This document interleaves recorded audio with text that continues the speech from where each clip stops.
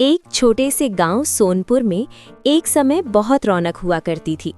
खेत, मेले और हाट बाजार से गांव हमेशा गुलजार रहता था।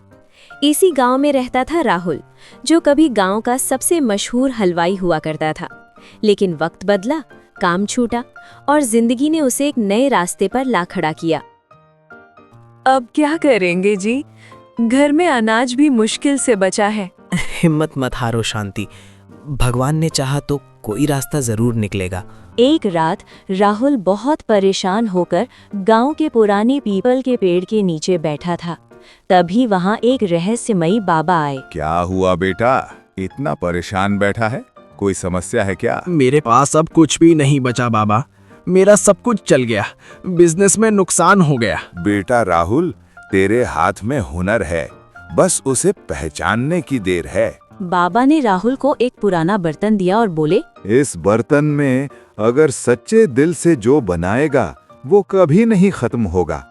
ये सिर्फ पेट नहीं, दिल भी भर देगी। अगले दिन राहुल ने उधार लेकर मटन और चावल खरीदे और पहली बार मटन बिरयानी बनाई। जैसे ही बिरयानी की खुशबू फैली, पूरा गांव उसकी तरफ खिंचा चला आया। अरे भाई, ऐसी खुशबू तो पहले कभी नहीं आई। जो भी राहुल की बिरयानी खाता, उसके चेहरे पर सुकून आ जाता। किसी की थकान दूर हो जाती, किसी का मन हल्का हो जाता, तो किसी के घर का झगड़ा खत्म हो जाता। भाई कुछ भी कहो, बिरयानी एकदम जबरदस्त है। लोगों को बिरयानी पसंद आने लगी थी और घर के लिए भी लेके जा रहे थे।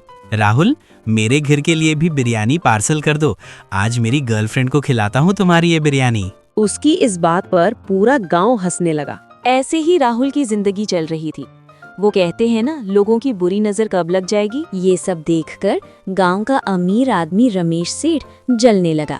इस गरीब की बिरयानी में ऐसा क्या है जो लोग इसकी बिरयानी के लिए पागल हैं? इतना सोचकर रमेश राहुल का पीछा करने लगा और उसने एक दिन राहुल को उस बर्तन से बात करते देख लिया और गांव के प्रधान जी से मिलकर बर्तन को चुरा लिया। अब तो मैं अमीर हो जाऊंगा, अच्छे अच्छे पकवान बनाकर मैं बेचूंगा, एकदम महंगा, ऊंचे पर बेचूंगा। पर उसके साथ एकदम उल्टा हुआ। उसे जैसे ही बर्तन से खाना मंगाया, उसमें से कुछ नहीं निकला।